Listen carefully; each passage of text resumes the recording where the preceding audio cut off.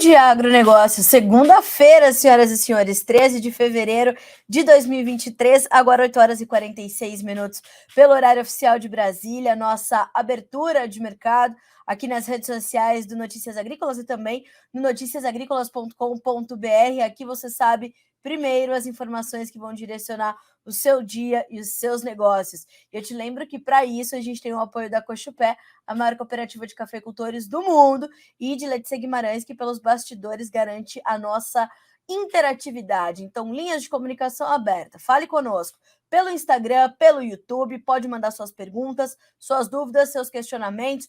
Hoje tem muita manchete boa, tem informações dos mercados de soja e milho, tem clima na América do Sul, vamos falar dos preços recordes dos ovos, vamos falar sobre a declaração de Bolsonaro que diz que voltará ao Brasil nas próximas semanas, enfim, tem muita coisa para a gente tratar. E, claro, são todas as informações que impactam diretamente o seu dia a dia e a sua tomada de decisões. A gente vai junto por aqui, mande também para nós de onde você está falando, sua cidade, seu estado, que a gente quer saber até onde chegam as informações do Bom Dia Agronegócio. E não se esqueça que você pode nos assistir também pelo noticiasagricolas.com.br, se para você for melhor, se você preferir nos assistir por ali, e por ali você também pode mandar suas perguntas. Tem um botãozinho ali, ó, faça a sua pergunta. É só preencher ali e mandar para a gente, e a gente vai cuidando de tudo por aqui, tá certo? Vamos juntos, portanto, trazer as primeiras notícias desta manhã de segunda-feira, deste início de semana, e a gente vai começar com as cotações, a nossa rodada de preços, como sempre fazemos, para que vocês possam entender como é que os mercados estão se comportando hoje. Vamos lá. Soja, milho subindo na Bolsa de Chicago. Estavam operando em campo misto, passaram para o positivo. Soja, 15 dólares e 44 centos por bushel, uma alta de 0,1%. O milho, 6 dólares e 79, uma pequena alta de 0,09%, com 6 dólares e 79 centos por bushel. O trigo, 7 dólares e 80, caindo 0,6% na manhã desta segunda-feira. Nós temos ainda na Bolsa de Chicago baixas para o óleo de soja, 0,7% de queda, 60 cents mais 12 por libra peso, enquanto o farelo sobe 0,9% de ganho, 503 dólares e 80 cents por tonelada curta. Vivemos para noticiar farelo de mais de 500 dólares, portanto. Bom, Bolsa de Nova York agora, café caindo um pouquinho, 0,03% de baixa para 1 dólar e 74 mais 55 por libra. O açúcar, 21 cents mais 23 por libra peso e a baixa é de 1,6%. O algodão caindo também, 85 cents mais 4 por libra, 0,3% de baixa. Nós temos ainda o petróleo em queda, 0,4% de baixa no WTI para 79 dólares e 44 cents por barril. No Brent, a baixa é de 0,5% para 85 dólares e 90, perdão, 86 dólares, diminui um pouquinho a baixa, 86 dólares e 11 centavos, portanto. Lembro a você que o petróleo Brent é a referência para a Petrobras e o reflexo do quadro global de oferta e demanda, mais do que o WTI, tá bem? Gás natural subindo hoje, 2,3% de alta. O ouro cai 0,1% para 1.872 dólares e 30 cents por onça Troy. A prata tem 0,5% de baixa. O cobre sobe 0,2%. Bolsa de Dalian, mercado futuro chinês, levantamento da Agriinvest Commodities. Altas para o farelo, para o óleo, para o milho e também para o suíno vivo, que subiu forte no fechamento desta segunda-feira, 13 de fevereiro de 2023, Bolsa de Dalian, mercado futuro chinês. Essa é a nossa rodada de preços, ou seja, a você que está chegando agora, são os andamentos das cotações dos mercados internacionais para a gente começar o dia, né? Para trazer esse entendimento de como é que as coisas estão neste começo de semana, um retrato dos principais mercados. E nisso, a gente já vai puxar a nossa próxima manchete, que são essas commodities em queda generalizada nesta segunda-feira. A gente vê um mercado um pouco mais arisco, um pouco mais avesso ao risco. O que a gente pode perceber é que a exceção passa a ser os índices acionários europeus, são os que sobem, os americanos, alguns em baixa, outros em alta. Então, é um dia de um pouco mais de aversão ao risco de fato. E para isso, separei aqui a análise do meu amigo Eduardo Vanin, da Agriinvest Commodities, analista do Complexo Soja, mas também trazendo a sua perspectiva e o seu retrato do mercado financeiro. Veja só, bolsas de lado, China em alta, petróleo caindo e commodities também. Nessa semana, todos de olho na inflação dos Estados Unidos, os dados serão divulgados na terça-feira, às 10h30, horário de Brasília, ou seja, amanhã, 10h30 da manhã. Mais balões chineses foram derrubados, agora perto do Canadá. A China retomou as compras de carne bovina na Austrália. Atenção a isso também. E Eduardo Vanin faz algumas pontuações aqui sobre o clima na América do Sul, que trata-se da nossa manchete na sequência. Já já a gente fala sobre isso. Ainda sobre essa questão desse mercado financeiro um pouco mais avesso ao risco, né? Nós temos essa condição. Se espera, portanto, esses dados, né, com bastante ansiedade pelo mercado futuro, né, pelo mercado norte-americano, na verdade, esses dados da inflação, porque nós temos ali essa perspectiva de que ainda em alta, perdão, ainda em alta, ainda subindo, espaço para que os juros continuem elevados nos Estados Unidos, afastando a possibilidade de que um corte poderia vir no final do ano. Na semana passada, o presidente do Federal Reserve, Jerome Powell, falou sobre isso, falou sobre essa possibilidade de um período mais longo de juros altos nos Estados Unidos continuar. Isso é um fator de pressão para as commodities. Claro que elas não vão olhar só para isso, vão olhar muito para os seus fundamentos e vão ali se adequando, até porque para as agrícolas elas têm de fato fundamentos importantes que dão suporte a isso.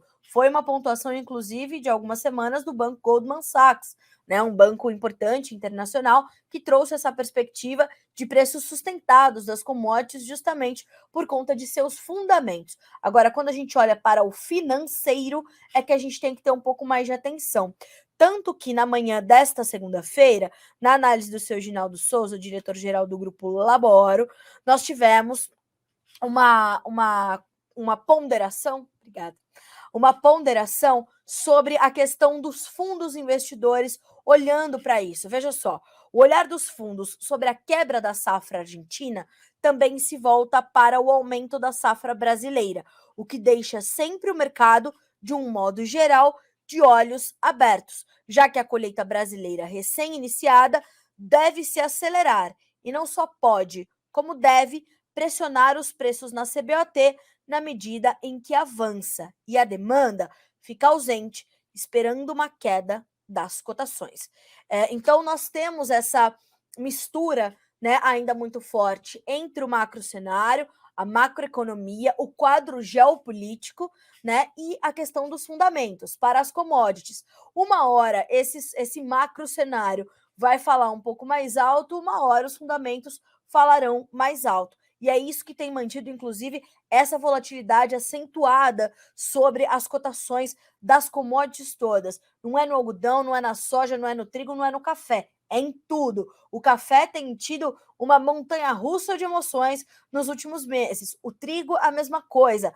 No final da última semana, por exemplo, nós tivemos novas informações sobre a escalada do conflito entre Rússia e Ucrânia, né? E isso intensificou ali o movimento entre os mercados de milho e trigo, que vão puxar, por exemplo, o farelo, uma correlação muito forte entre o mercado de farelo e o mercado de trigo na Bolsa de Chicago, do mesmo modo que há uma correlação fortíssima entre o óleo de soja e o petróleo, os demais óleos vegetais, assim como há uma relação importante entre o óleo de soja, o farelo e o clima na Argentina. Então, percebam, ora os fundamentos, ora o macro cenário. Este é o mercado de commodities. Nada novo no front, mas enquanto não tem nada novo no front, é melhor cautela e defensiva, porque canja de galinha não faz mal a ninguém. Então é mais ou menos nesse ambiente que o mercado está navegando nesse momento, nesse começo ou nesse meados de fevereiro, vamos colocar assim. Então é realmente um momento de defensiva dos mercados, né? De busca por entendimento e de redirecionamento. Vocês vão ver isso, que eu vou trazer isso ao longo do Bom Dia Agro de hoje, quando a gente for tratando dos demais mercados. Mas, em linhas gerais, é uma segunda-feira de baixa para as commodities. Vamos ver como é que está o dólar index também, importante a gente pontuar, né? 0,07% de alta. Tímida alta nesse momento para 103.610 pontos. Já já mercado abre aqui no Brasil também, nosso mercado cambial, sobre o qual você tem também que ter olhos abertos, atenção e entendimento. Soma-se a essa questão toda, né, das commodities, das relações, do cenário geopolítico, toda a questão ligada à segurança do espaço aéreo dos Estados Unidos, porque o que está dominando as manchetes internacionais são os objetos voadores não identificados, nada mais que os OVNIs, não é? No espaço aéreo norte-americano. Já foi abatido um balão chinês do tamanho de 3 ônibus, não é pequeno. E segundo a inteligência americana, segundo, né, as autoridades americanas de uma forma geral, esse é sério o que está acontecendo, ameaça a segurança norte-americana e os Estados Unidos atribuem isso à China. A China nega as acusações. E a última informação é justamente essa. Os Estados Unidos abateram neste domingo, ontem, mais um objeto voador não identificado. Foi o terceiro em apenas 3 dias e o quarto neste mês. O país já havia abatido um balão chinês no dia 4. A informação foi dada inicialmente pelo deputado Jack Bergman, do estado de Michigan, em seu Twitter. O objeto sobrevoava o Lago Huron, situado próximo da fronteira com o Canadá, de acordo com informações da agência Reuters. De acordo com a agência, as Forças Armadas falaram sob condição de anonimato e não forneceram muitos detalhes sobre a aparição. Um dos oficiais descreveu o objeto como uma estrutura octagonal.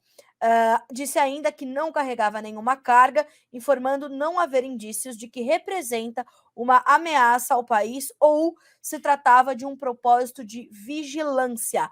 Ela sobrevoava a uma altitude de 6.100 metros e foi abatido por um míssil Sidewinder, tá? Então, essas são as informações que nós temos nesse momento. E veja só, Reino Unido revisará a segurança do espaço aéreo após incidente com balão espião chinês dos Estados Unidos. Anúncio foi feito pelo secretário de Defesa do país, avisando que tanto os britânicos quanto os seus aliados avaliam que o artefato chinês poderia significar para a segurança. É de se pensar, né? A gente está com uma guerra em andamento da Ucrânia com a Rússia, da Rússia com a Ucrânia, sabendo que a Ucrânia vem recebendo muita ajuda do Ocidente e que a China está fechada com Vladimir Putin. Então, é de se observar, é de se monitorar, e isso, claro, vai trazer nervosismo aos mercados, inevitavelmente. Inevitavelmente, né? Tudo é motivo quando nada é confirmado. Então, todo mundo é suspeito até que se prove o contrário, né? Ou todos são inocentes até que se prove o contrário, todo mundo suspeito, vamos ficar de olho, não custa monitorar. Se a inteligência americana, né, achou por bem abater os objetos voadores não identificados, os novos OVNIs que estão aparecendo por aí, que assim seja. Algo de muito estranho está acontecendo, viu? É nítido e claro. É nítido e claro. Bom, a outra informação importante que nós temos nesse início de semana, essas informações, inclusive, começaram a ventilar já durante este final de semana, é o anúncio do ex-presidente Jair Bolsonaro de que ele voltará ao Brasil nas próximas semanas, afirmando que a sua missão não acabou. Né? Durante um evento na igreja evangélica Church of All Nations, neste domingo, dia 12, na Flórida, o ex-presidente do Brasil, Jair Bolsonaro, anunciou que voltará ao Brasil nas próximas semanas, sem informar uma data específica. Ele viajou para os Estados Unidos em 31 de dezembro. Em seu discurso, ele disse que sua missão no Brasil ainda não terminou e criticou o Tribunal Superior Eleitoral mais uma vez. É uma satisfação muito grande, abre aspas, para o presidente, a forma como vocês têm me tratado ao redor deste globo. Isso não tem preço. Ainda mais para quem, pelo menos diante do TSE, não conseguiu ser reeleito. Dizem que todos nós temos uma missão aqui na Terra.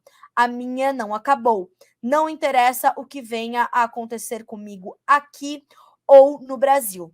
Ainda durante a sua fala, o ex-presidente Jair Bolsonaro deixou claro que sua vontade é colaborar com a direita brasileira. Abre aspas. No momento, não temos uma aliança, uma liderança da direita nacional, temos regional. Esse pessoal vai crescendo. Nós vamos nos fortalecer. Nós voltaremos. A nossa vocação é ser mais que extensão, na verdade, uma grande nação. Olha o que Israel não tem e veja o que eles são. Olha o que nós temos e o que nós não somos, afirmou. Bolsonaro falou ainda em interesses na crise humanitária vivida pelos Yanomamis e abre aspas. Essa questão Yanomami agora, a intenção não é atender a eles, porque ali está misturado. 40% da terra Yanomami está no Brasil, 60% na Venezuela. Se não tivesse riqueza lá, não teria sido demarcado como terra indígena. Os interesses são muitos. Não há interesse em ajudar a população, disse Bolsonaro.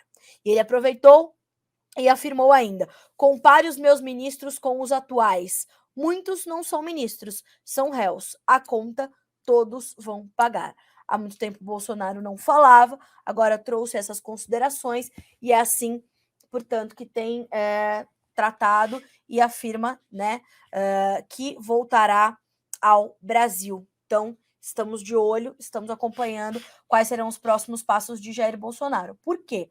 Porque Valdemar Costa Neto, presidente do PL, sobre o qual o Bolsonaro ainda é filiado, afirmou, tão logo Lula foi declarado vencedor do pleito de 2022 como novo presidente da República, que Bolsonaro seria de fato o líder, na visão do PL, na visão de Valdemar Costa Neto, o líder da direita brasileira. Seria ele a liderar este movimento que ele chama de, por enquanto, regional, mas na necessidade de tornar-se nacional, né, seria sob a batuta de Jair Bolsonaro. Então, é por isso que ele traz essa perspectiva e é por isso que nós temos que entender como é que as coisas caminham. Se teremos, de fato, né, uma oposição bem estruturada para fazer o seu papel frente ao atual governo, né, principalmente no Congresso Nacional, mas também fora dele. Então, é por isso que essa informação é importante e é por isso que nós temos que ter isso na conta. Bom, agora eu quero trazer um pouquinho das informações sobre a questão climática na América do Sul. Esse ainda tem sido um ponto nevrálgico para os preços, para os mercados de grãos principalmente, e o clima seco se estendeu por toda a Argentina e pelo Rio Grande do Sul durante este final de semana, o que levou inclusive o mercado a colocar um prêmio sobre as cotações na Bolsa de Chicago, e as previsões para os próximos 10 dias indicam chuvas abaixo do normal para a Argentina, o que continuará a preocupar os mercados. Portanto, os mapas continuam apontando para precipitações pontuais mal distribuídas de baixo volume, além de temperaturas muito elevadas. Este último sábado, dia 11 de fevereiro, foi o dia mais quente na capital argentina, Buenos Aires, em 79 anos. O dia começou ali com 31 graus às 9 horas da manhã, foi registrando mais de 38 graus nos períodos mais quentes e registrou ali, então, essa máxima, né, o dia mais quente para a capital argentina em 79 anos, desde 1944, quando Buenos Aires marcou 38,7 graus Celsius para fevereiro. Perceba a situação, perceba como essa é uma questão ainda importante, mas já sabida. Quais serão as novidades em torno do clima da América do Sul que serão absorvidas ou não pelos mercados, pelos preços? É isso que a gente vai ter que acompanhar. Por enquanto, previsões ainda de clima adverso para o sul da América do Sul. Na sequência, a gente vai falar ainda sobre a América do Sul, mas agora vamos falar sobre a colheita brasileira de soja, em especial a colheita de Mato Grosso, que avançou expressivamente na última semana e, de acordo com os números do IMEA, o Instituto Mato Grossense de Economia Agropecuária, marcaram 44,1% da área até a última sexta-feira. O salto na semana foi de 20,05 pontos percentuais, que permitiu que o maior estado produtor de soja pudesse, portanto, encostar na média histórica de 44,5% para este período do ano. Os trabalhos, no entanto, ainda estão atrasados em relação ao ano passado, já que o plantio foi mais acelerado, na safra 2021-22, e neste momento nós já tínhamos 60,5% das áreas já colhidas, ainda de acordo com os dados do IMEA. Segundo a Pátria Agronegócios, até a última sexta-feira, nós tínhamos colhida 17,9% da área brasileira de soja e ainda também mostrando um atraso em relação à safra passada e à média dos últimos 5 anos, ponto de monitoramento para estes próximos dias, a colheita brasileira da safra 22-23. Bom, na sequência, a gente vai falar sobre milho, né? A gente está trazendo aqui uma informação importante do CPEA, que aponta que os preços do milho continuarão firmes no Brasil, apesar dos dados das instituições, principalmente públicas, como a Conab e o USDA, apontando para uma safra recorde no Brasil. Segundo os pesquisadores do CPEA, a última semana foi de preços firmes ainda para o mercado nacional de milho. Nós temos o USDA estimando a safra brasileira em 125 milhões de toneladas, a Conab 123 milhões, e a gente tem elevações importantes em relação ao ciclo passado. Então temos uma recuperação importante de produção. Entretanto, quando a gente olha para a safra global, a gente vê o USDA estimar 1 bilhão 150 milhões de toneladas de milho sendo produzidas, 5% a menos do que a safra mundial 2021-22, o que ajuda a manter, portanto, esse suporte para as cotações neste que é o país que é o principal exportador global de milho, também colocado pelo USDA, já que estima as nossas exportações em 50 milhões de toneladas para a safra 22-23. O importante será também monitorar para o andamento e formação dos preços do milho, a questão do dólar e os negócios aqui no nosso mercado interno. Mas até esse momento, notícias positivas e boas para o produtor de milho aqui no Brasil. Bom, falamos então um pouquinho do cenário para o milho, do cenário para a soja. Vamos dar uma olhadinha como é que estão as cotações nesse momento? Acho importante a gente trazer esse cenário, né, de início de semana, o que está motivando ou não, né, os preços. Mais do que isso, digo a vocês que façam suas perguntas, vão mandando, tá, seus questionamentos, e a gente vai respondendo a vocês aqui mais no final da nossa edição do Bom Dia Agro, tá? Quando a gente deixa as perguntas ali para o finalzinho, consigo me alongar um pouco mais, dar mais atenção a essas perguntas que vocês nos mandam por aqui, tá bem? Bom, vamos lá. Mercado da soja para começar a semana. Estável, tá? Já testou alta, já testou baixa. Quando eu sentei aqui para fazer o Bom Dia Agronegócio, estava um vencimento no positivo, um vencimento no negativo, o resto estável, sem variação. Nesse momento, pequenas altas sendo observadas na Bolsa de Chicago. A gente tem o março com 15 dólares e 44 centos por bushel, subindo 2 pontos mais 25. O maio, 15 dólares e 36, alta de 3 pontos. O julho, 15 dólares e 24, um ganho de 2 pontos mais 25. E o agosto, 14 dólares e 82, alta de 0,75. Vou pedir uma licencinha para vocês para tomar uma aguinha, porque a voz vai falhando, né? Tanto tempo assim falando. Então, nós temos pequenas altas que se observam no mercado da soja.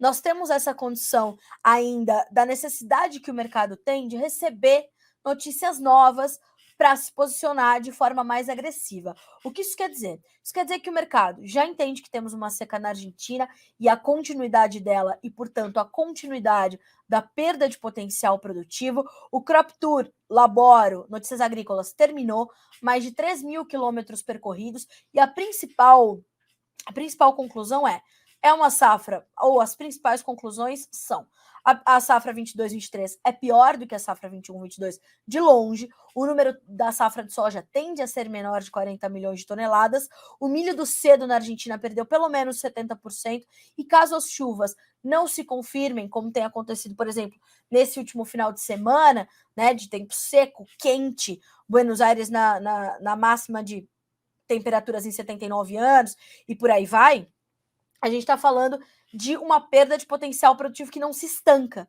que continua a acontecer.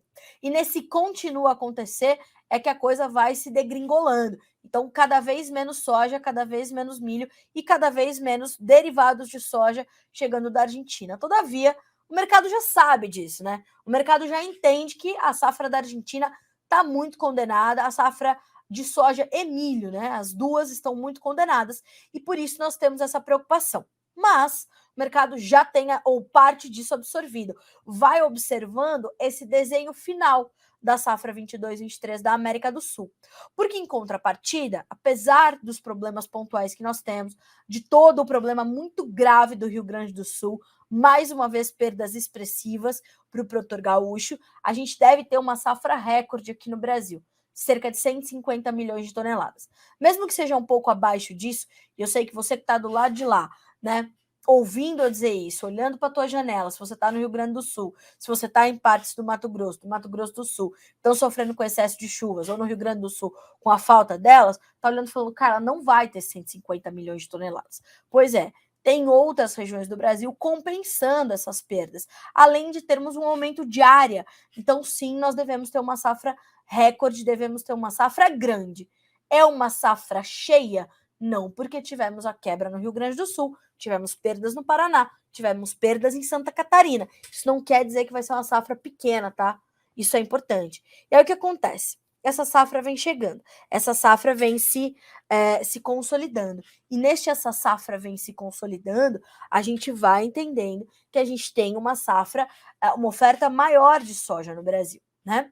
Os nossos prêmios vão cedendo, a nossa logística nesse momento está um pouco mais comprometida, o que também faz com que haja problemas ali e a gente vá trazendo essa diminuição, portanto, dessa competitividade e a gente vai perdendo nos prêmios. Isso faz com que as cotações da nossa soja aqui no Brasil sintam alguma pressão, né?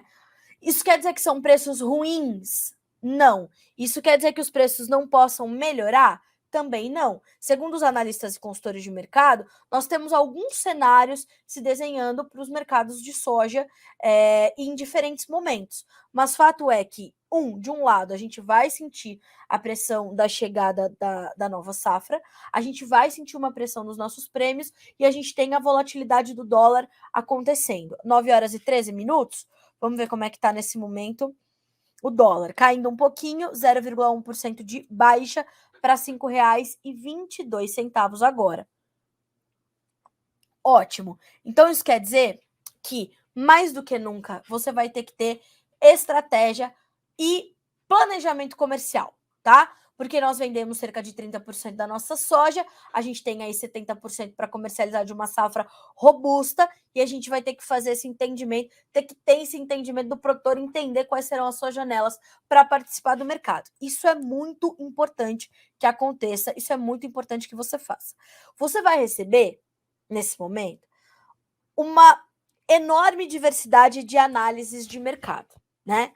Alguns apontando para as baixas via prêmio, outras para as baixas via Chicago, outra para as baixas via volatilidade do dólar, ou, do outro lado, altas por esses três motivos.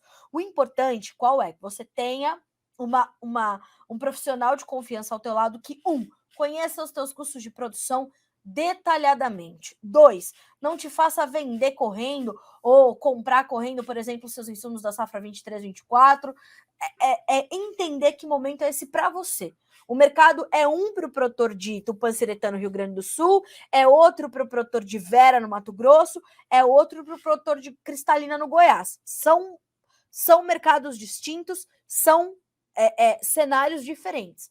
A logística está subindo, os fretes estão elevados, isso também vai tirar da receita do produtor. Então, perceba, a despesa logística de um produtor de Goiás é uma, do produtor do Maranhão é outra, da Bahia é outra, do Rio Grande do Sul é outra, né? Então, vamos entender que não há receita de bolo para vender soja e cada produtor vai ter que fazer suas contas.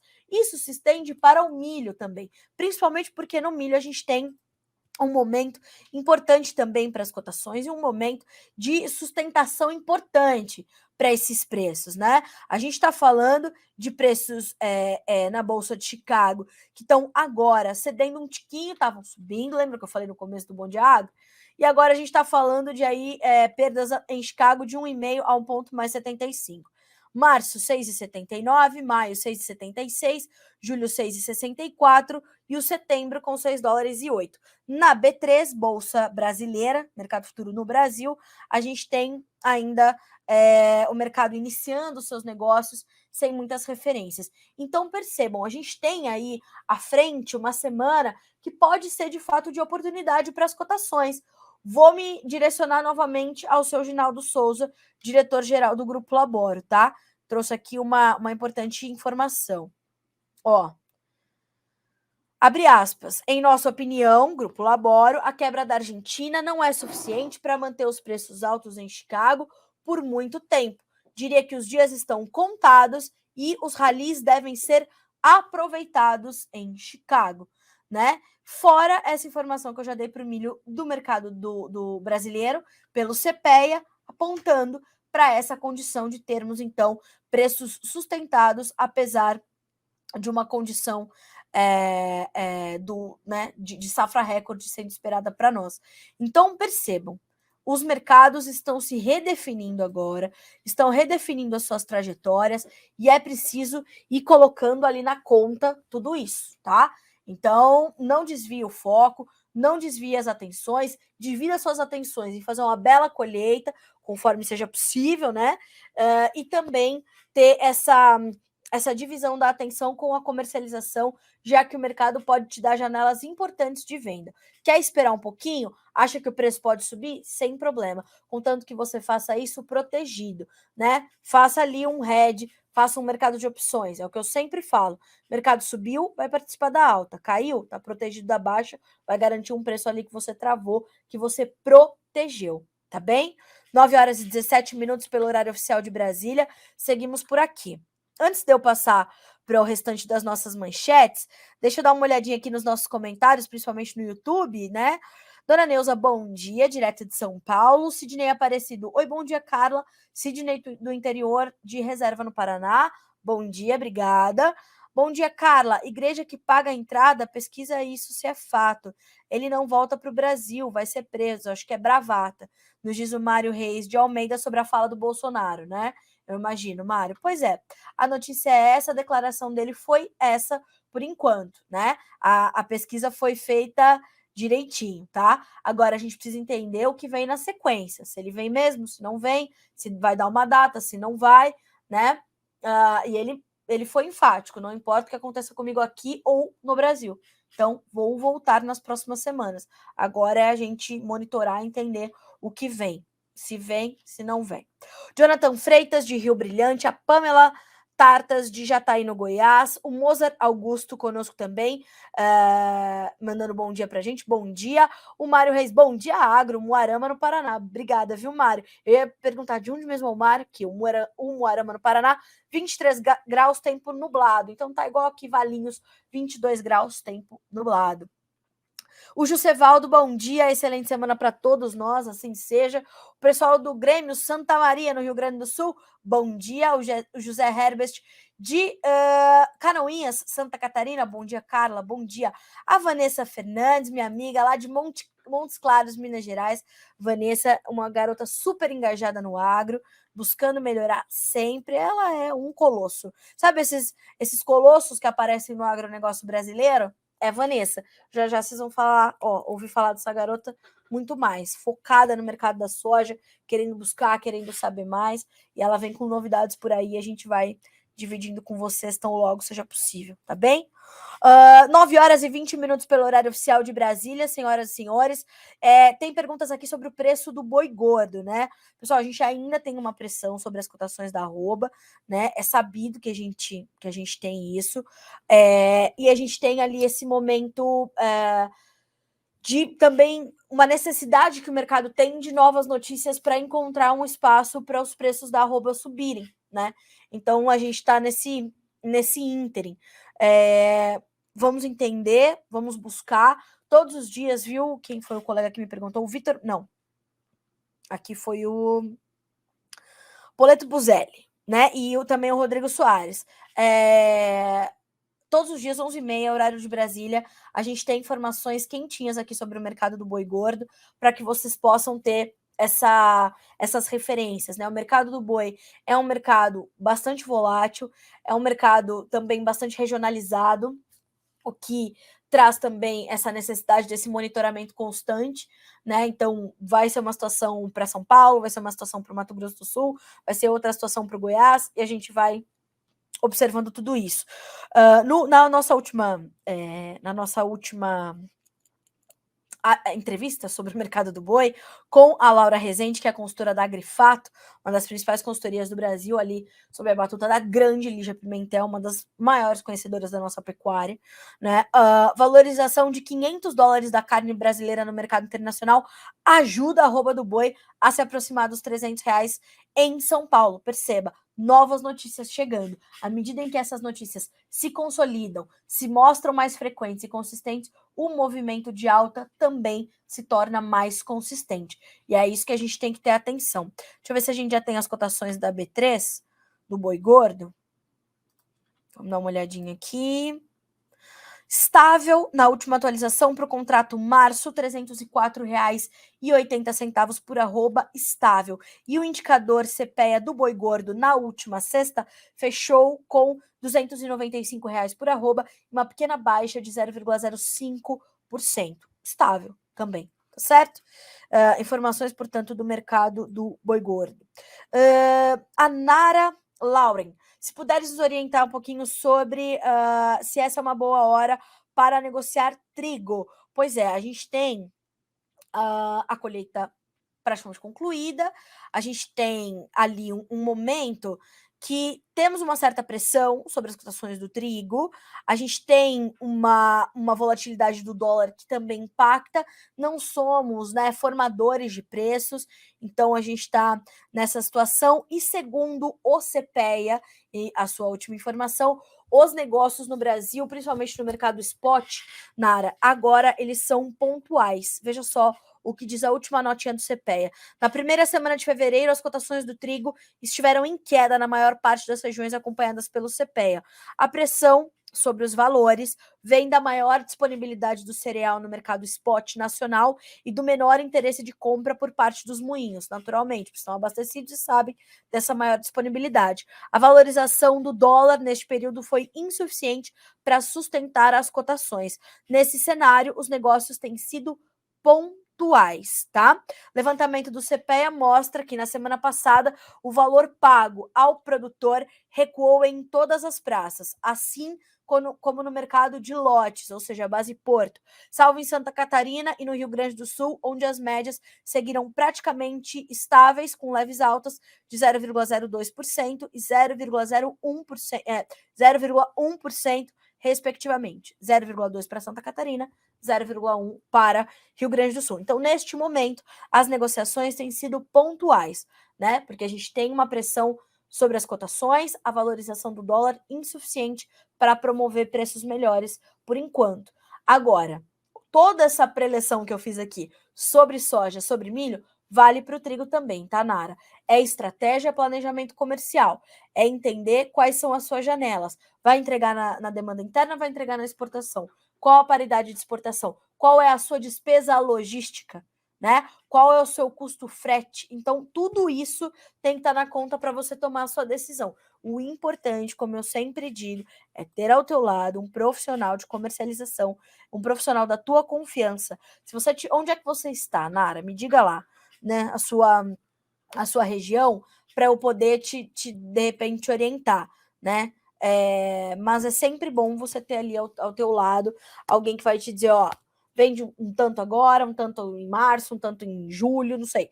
Mas olhar para o tamanho da tua produção, para os teus custos e te orientar de forma bastante completa, tá? Então, todas as consultorias que nós ouvimos aqui para os grãos valem como uma sugestão aí para você buscar esse profissional para estar ao teu lado, tá? Eu sempre falo, a mesma dedicação, o mesmo empenho, o mesmo carinho que a gente tem ali com o plantio, né? E vocês são os melhores por terá para dentro, há de se ter e investimento, na hora de comercializar. Então, a gente não contrata um engenheiro agrônomo para dizer espaçamento, população, aplicações, tratos culturais alinhados. E, claro, né, vocês vêm entregando safra recorde de trigo, safra recorde de soja, safra recorde de milho, somos os maiores exportadores. Estou falando toda hora esse negócio de somos os maiores exportadores de milho do mundo, né? Somos os maiores exportadores de soja, açúcar, café. Por quê?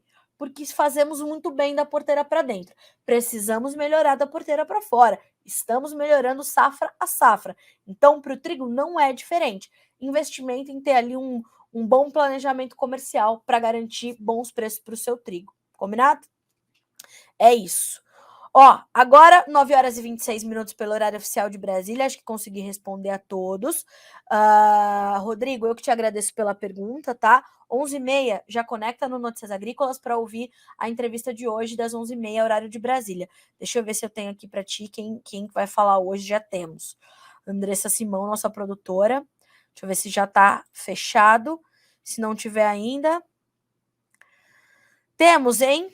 Meio-dia hoje, como eu sempre falo, entre 11h30 e meio-dia, vai depender da nossa agenda por aqui, né? Então, ao meio-dia, Mariane Tufani, consultora em gerenciamento de riscos da StoneX, fala com o Alexander Horta, que assume a bancada para te trazer as informações detalhadas sobre o mercado do boi gordo. Bota aí um despertador e já deixa aberto no seu navegador o Notícias Agrícolas ou no seu celular, você pode nos acompanhar por lá. Tá? Ou pelo nosso canal no YouTube, Notícias Agrícolas Oficial. Se você não se inscreveu ainda, se inscreva, ative lá os alertas, os sininhos, tudo aquilo que você pode alertar, ativar para receber os alertas da nossa programação que acontece durante todo o dia, tá? Então, vamos juntos. 9 horas e 27 minutos pelo horário oficial de Brasília. Senhoras e senhores, vamos falar um pouquinho sobre o mercado dos ovos, porque preços recordes também apontados pelo CPEA, segundo as informações que chegam nesta segunda-feira. Nós temos, então, essa sinalização de que as cotações dos ovos comerciais atingiram patamares recordes em termos nominais na semana passada, em praticamente todas as praças acompanhadas pelo CPEA, considerando-se a série histórica deste produto, iniciada em 2013. De acordo com os colaboradores consultados, esse movimento é resultado principalmente da baixa oferta da proteína para os ovos vermelhos. Especificamente, a oferta é ainda menor do que a de brancos, representando apenas 4,4% do volume total de ovos comercializados na última semana, tá? Eu vou buscar aqui as cotações dos ovos para a gente dar uma checada, entender que preços são esses, né? Vamos dar uma olhadinha primeiro preços de ovos CPEA, produto a retirar em Bastos, São Paulo. Bastos é sempre uma referência importantíssima desse mercado, tá? Então,